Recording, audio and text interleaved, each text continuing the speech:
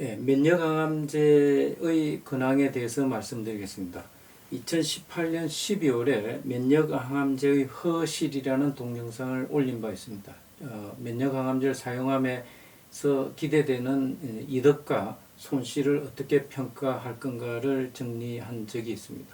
그럼 그 후에 약 2년 사이에 어떤 변화가 일어났는지를 간단히 설명을 드리겠습니다. 발표 순서는 신약이 어느 정도 개발됐는가, 그다음 사용이 가능한 종량이 어느 정도 늘어났는가, 그다음 치료 성적은 어느 정도 변화가 있는가를 말씀드리는 순서로 진행하겠습니다.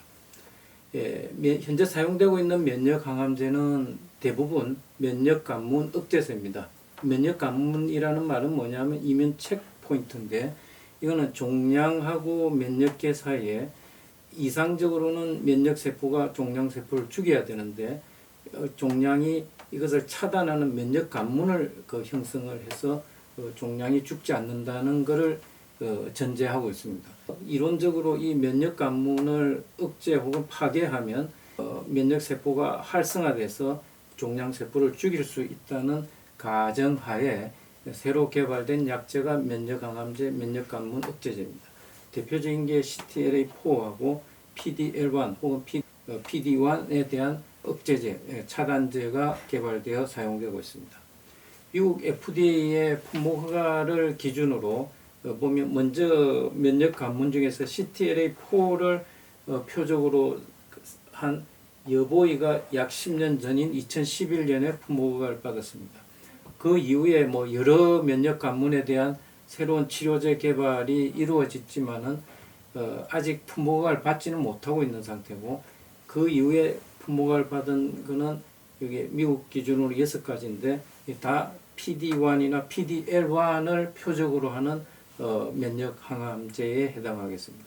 이 각각이 개발한 회사가 다르고 그 구조가 다르긴 하지만은 기본적으로는 표적이 동일하기 때문에 그 효과가 있는 종량이나 사용 방법 등은 거의 비슷합니다. 우리나라에는 이 면역 항암제를 제외한 5가지가 지금 수입이 돼서 사용이 가능합니다.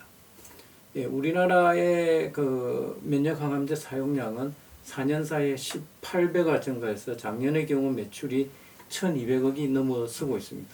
여보이 외에 PD-L1에 대한 면역 관문 억제제인 약이 현재 처방이 가능합니다. 그다음 두 번째로는 사용이 허가된 종량, 적응증에는 어떤 변화가 있는가? 적응증은 최근 한 2년 사이에 적응증이 늘어난 것은 우리나라뿐만 아니라 미국, 유럽을 통틀어도 몇 가지 되지 않습니다. 식도암, 자궁 내막암, 트리플 네가티브 유방암, 예후가 나쁜 유방암, 요 3가지 정도가 적응증, 사용이 가능한 종량이 늘어났지, 대부분 우리가 알고 있는 면역항암제를 쓸 수 있는 종량은 기존의 사용 허가 범위 내에 포함되어 있어서 새로운 적응증의 확대는 별로 없었다, 이렇게 이해하시면 되겠습니다. 여러 종량에서 우리가 미국에서 개발된 면역 항암제들이 이제 임상시험이 이루어져서 효과가 있는지가 입증이 되어 있습니다. 그런데 대부분 악성 흑색종, 폐암, 신장암, 두경부암, 방광암에 집중되어 있고, 다른 종량은 악성 질환에 국한해서 임상시험 자료가 모여져 있습니다.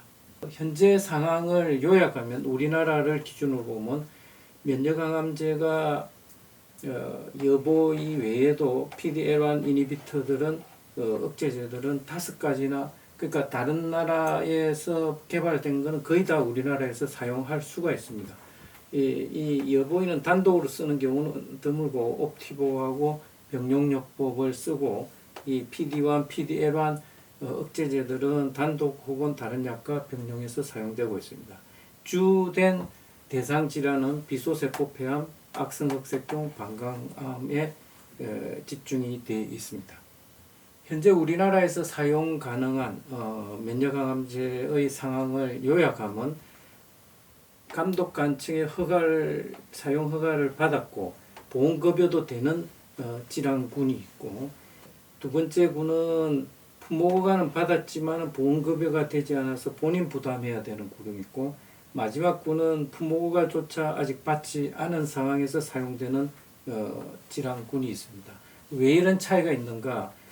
이 질환에 대한 임상 연구 자료가 많을수록 사용 허가도 받고 보험까지 되는 데 비해서 그보다 상대적으로 작으면 허가는 받았는데 보험은 되지 않고 있고, 사용에 대한 근거 자료, 임상 시험 자료가 아주 제한적일 때는 아직 부모허가를 못 받았지만은 대형 병원을 중심으로 사전 승인요법이란 이름으로 처방은 가능합니다. 물론 이 경우에는 비용은 본인 부담이 해야 됩니다. 보험 급여가 되는 경우는 굉장히 제한적이라서 많은 사람들이 보험급여를 확대해달라고 국민청을 내거나 민원을 제기하고 있는 상황입니다.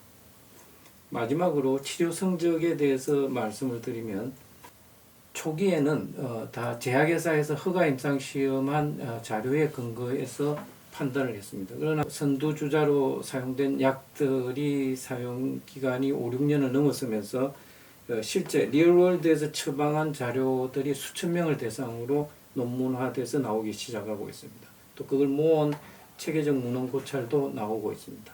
그 내용 중에서 우리 비소세포 폐암이 가장 많이 사용되었는데, 그 면역 항암제를 씀으로 인해서 종양이 억제해서 생존이 연장된 기간이 대략 2.6개월이고 면역 항암제 사용 후에 전체 생존 기간이 9.6개월로서 1년을 미치지 못하고 있습니다.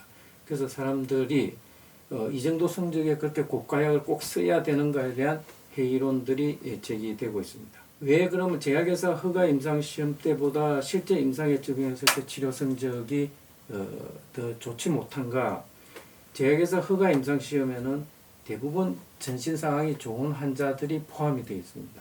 그리고 전신 상황이 나쁜 고령 환자라든지 다른 질환, 감염이나 결핵이 있는 환자들은 임상시험에 참여할 수가 없고, 내전이 혹은 유전자 돌연 변이가 있어서 표적 항암제 썼다가 실패한 환자, 이런 경우들은 임상시험에는 제외되고 전신 상황이 좋은 환자들이 여기 제약회사 허가 임상시험에 포함이 됩니다. 근데 실제 임상에는 이런 환자들도 부모허가상 다 사용은 할 수 있기 때문에 이런 환자들이 포함이 되면서 치료 성적이 제약회사의 허가 임상시험 자료보다는 좋지 않게 나오는 게 아닌가 추정이 됩니다. 또 하나 이제 우려가 되는 것은 그 급성 진행입니다. 다른 항암제에서는 잘 관찰되지 않는 현상인데, 우리 항암제를 쓰면 종양이 줄어들기를 기대하는데, 면역 항암제를 쓴 환자에서는 일부 환자에서 갑자기 종양이 너무 빠르게 진행해서 생명의 단축을 가져옵니다. 이게 자연 경과가 이런 거라면 면역 항암제를 씀으로 인해서 오히려 생명이 단축하는 이런 현상이 일부 환자에서 관찰되고 있어서 주의를 요합니다. 그럼 어떤 환자에서 이런 급성 진행이 많이 관찰되는가? 최근의 연구들을 보면 살코페니아나 NLR이 높은 환자라고 해서 이런 상황이 흔히 관찰된다고 이야기를 하고 있는데, 이게 어떤 상황이냐? 그 살코라는 건 근육이고, 이 페니아는 부족하다니까 근육 감소증. 그 다음에 NLR은 뉴트로필 림포사이트 레이쇼입니다. 그러니까 호중구 수가 림프구보다 현저하게 올라가는 이런 현상들을 어디에서 관찰되는가? 암이 진행이 돼서 말기에 가까운 환자에서 관찰되는 현상입니다. 그리고 70세 이상의 고령, 그러니까 전신 상태가 나쁜 환자에서 면역 항암제를 쓰면 오히려 병이 급속도로 악화될 위험이 있다는 것을 보여주고 있는 연구 결과가 아닌가 생각합니다. 그래서 오늘 말씀드린 걸 요약하면, 면역 항암제를 쓸 건가 말 건가를 결정할 때는 이 약을 쓰면 모든 환자가 좋아지는 게 아닙니다. 일부 환자만 좋아지는 거죠.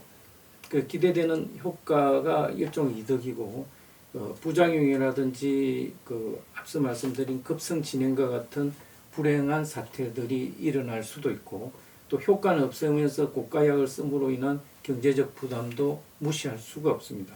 면역암제를 쓸지 말지를 결정할 때는 이는 효과와 부작용 사이의 득실을 잘 비교 평가해서 결정하는 게 필요합니다. 그래서 오늘 말씀드린 걸 다시 한번 요약하면, 지난 한 2년 사이에 새로운 약이 면역항암제에서 개발은 일부 됐지만은 기존 PD1, PDL1의 표적을 염두에 둔 약으로서 특별히 신약이라고 보기는 어려운 점이 있습니다.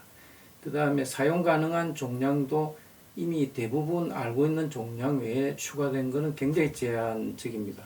마지막으로 치료 성적을 고려한 의사결정에는 말씀드린 이런 득실을 고려한 치료 전략, 치료할지 안 할지의 결정이 필요하겠습니다.